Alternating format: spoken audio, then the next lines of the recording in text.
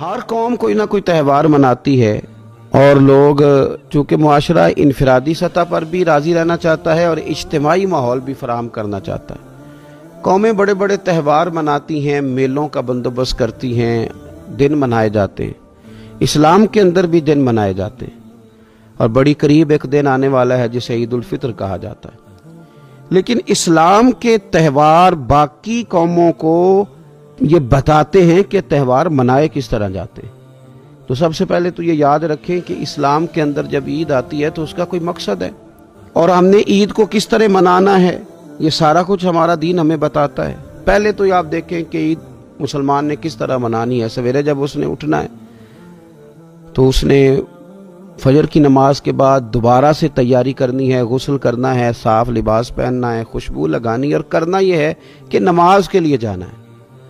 اس کے عید کا آغاز، اس کے اس خوبصورت تہوار کا آغاز اللہ تبارک و تعالیٰ کی عبادت سے ہو رہا ہے، اور عید منا کب رہا ہے؟ رمضان کے 30 روزے پورے کرنے کے بعد یا 29 کا چاند دیکھنے کے بعد۔ تو سب سے پہلے ہمیں یہ بتایا جا رہا ہے کہ جب تم عید مناؤ گے تو تم سجدہ شکر کے ساتھ مناؤ گے، اپنے رب کے ساتھ جوڑ کے مناؤ گے، اللہ تبارک و تعالیٰ کی عبادت کے ساتھ مناؤ گے۔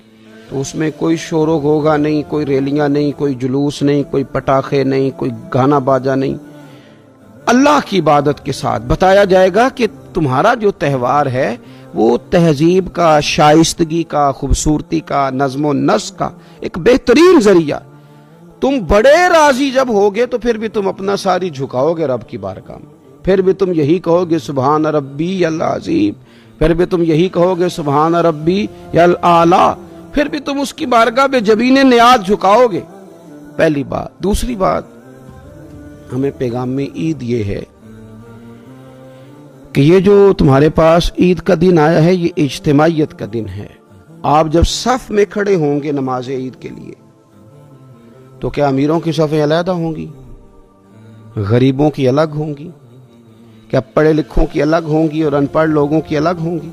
کیا قبیلوں کی الگ ہوں گی اور دوسرے قبیلے کی الگ ہوں گی؟ ایسا نہیں، ایک ہی صف میں کھڑے ہو گئے محمود و یاز، نہ کوئی بندہ رہا نہ کوئی بندہ نواز، صاحب و محتاج و غنی ایک ہوئے اور تیری سرکار میں پہنچے تو سبھی ایک ہوئے۔ اجتماعیت کا اظہار ہے، اجتماعیت کا۔ عید کا پیغام اجتماعیت کا اظہار۔ اور پھر نماز عید ختم ہوئی تو سب نے ایک دوسرے کو گلے لگایا، غریب نے امیر کو، امیر نے غریب کو، پہلے ایک صف میں نماز پڑھی پھر گلے لگایا، چھوٹے نے بڑے کو، بڑے نے چھوٹے کو، سب ایک دوسرے کے ساتھ محبت کا رشتہ قائم رکھنے لگے۔ تو عید نے دوسرا پیغام اجتماعیت کا دیا کہ تم اللہ تبارک و تعالیٰ کی توحید کے نام پر، تم رسول پاک صلی اللہ تعالی علیہ وسلم کی غلامی کے نام پر ایک ہو، ایک۔ ہزاروں قومیں وجود میں آئیں دہر میں خشک و تر کے رشتے سے، پر ہم نے بنیاد دوستی رکھی یاد خیر البشر کے رشتے سے۔ اور اقبال کہنے لگے اپنی ملت پر قیاس اقوام مغرب سے نہ کر، خاص ہے ترکیب میں قوم رسول ہاشمی۔ یہ جو نماز پڑھ رہے ہیں اور بعد میں گلے مل رہے ہیں، ان کا ایک ہی تعارف ہے کہ یہ رسول ہاشمی کی قوم ہے۔ یہ تعارف اجتماعیت کا درس، پیار کا درس، مساوات کا درس، چھوٹے بڑے کے فرق کو ختم کرنے کا درس، امیر غریب کی تفریق مٹانے کا درس، اس کا نام عید ہے۔ تیسری بات، آپ یہ دیکھیں کہ کوئی بھی ہمارا موقع ہے نا تو اسلام نے اس پر کچھ تعلیمات دی ہیں۔ اگر آپ کو اللہ بیٹا دیتا ہے، بیٹی دیتا ہے تو اس کا عقیقہ کرنا ہے، دوسروں کو کھانا کھلانا ہے۔ اگر اللہ نے شادی کا موقع دیا تو سنت ہے ولیمہ کرنا ہے، لوگوں کو کھانا کھلانا ہے۔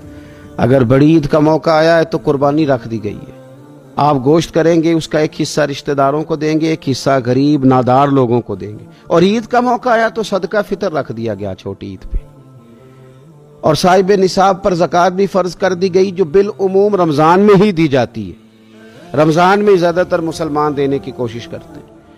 تو اس سے کیا ہوتا ہے کہ انسان اپنی خوشیاں دوسروں کے ساتھ بھی جوڑتا ہے، وہ اکیلے خوشی نہیں منا رہا، وہ دوسروں کے ساتھ اپنی خوشیوں کو جوڑ رہا ہے، غریب کو کھانا کھلا رہا ہے۔ اور نبی پاک صلی اللہ علیہ وسلم نے فرمایا وہ دعوت بڑی ملعون ہے، وہ بڑی لعنت والی دعوت ہے کہ کسی نے دعوت پکائی اور صرف امیروں کو دعوت دی جائے، غریبوں کو نہ دی جائے۔ سیاسی افطاریاں کرائی جائیں اور ولیمے پہ بھی اگر اپنے بیٹے کے بلایا جائے تو امیر لوگوں کو، سیاسی لوگوں کو، بڑے لوگوں کو دعوت دی جائے۔ دعوت تو خیر والی وہ ہے جس میں چھوٹا بڑا امیر غریب سب شریک ہو۔ تو عید کے موقع پر بھی یہ ضروری تو نہیں کہ ہم 6 جوڑے ہی بنوائیں، 3 جوڑوں سے بھی گزارا ہو سکتا ہے۔ اس طرف بھی تھوڑی توجہ کر لیں کہ جس گھر کے اندر 1 جوڑا بھی خریدنا مشکل ہے، یہ کوئی ضروری تو نہیں کہ 10 جوڑے ہی خریدے جائیں، 2 پہ بھی گزارا ہو سکتا ہے۔ 3 جوتے لینے کی بجائے 1 سے بھی عید گزر جاتی ہے، لیکن تھوڑی سی توجہ اگر غرباء کی طرف بھی کر لی جائے، مساکین کی طرف۔ یہ کل پرسوں خبر آ رہی ہے کہ ہمارے پنجاب میں ایک ایسا شہر بھی ہے جس میں باپ نے صرف اس لیے اپنے بچے نہر میں پھینک دیے ہیں کہ انہوں نے عید کے لیے کپڑے مانگے تھے۔ اس قسم کی داستانیں جس قوم کے اندر موجود ہوں تو وہ قوم پھر کسی کا خیال ہی نہ کرے، وہ سارا مال اپنے اوپر ہی خرچ کرنا چاہے، اسے احساس ہی پیدا نہ ہو کہ کسی اور کو بھی ضرورت ہے۔ تو عید ہمیں موقع دیتی ہے۔ بزرگوں نے لکھا ہے کہ یہ جو عید پہ کہا گیا نا کہ ایک رستے جاؤ اور دوسرے رستے سے واپس آؤ، تو اس میں بھی شاید ایک حکمت ہمیں یہ بھی نظر آتی ہے کہ کئی دفعہ ایک گلی سے گزرے تو گزرتے وقت خیال آتا ہے کہ یار یہ گھر ایسا ہے، دیکھ کے پتہ چلتا ہے کہ جو غریب ہے مجھے تھوڑا ان کا خیال رکھنا چاہیے۔ پھر دوسری سائیڈ سے واپس آؤ، شاید تمہیں گھر بیٹھے یاد نہ آئے اور مکان دیکھ کے تمہیں سمجھ آ جائے کہ یہاں تو شاید روٹی بھی وقت پہ نہ پکتی ہو، اتنے غریب ہیں۔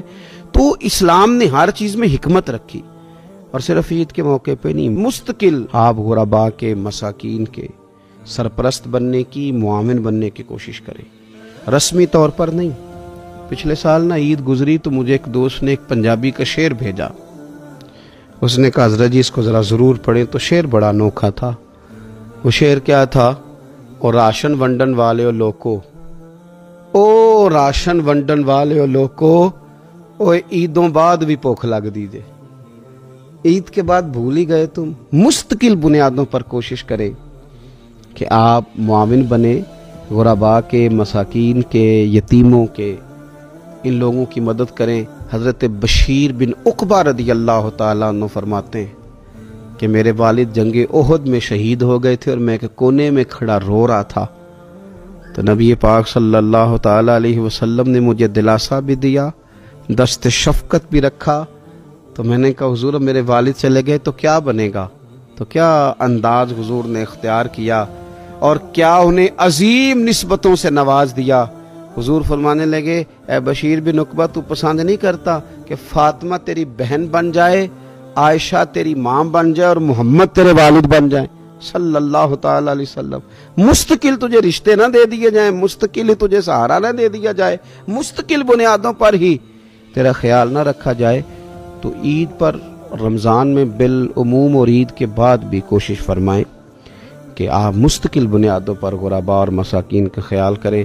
اللہ تبارک و تعالی ہمیں عید کے پیغام کو بھی سمجھنے کی توفیق عطا فرمائے۔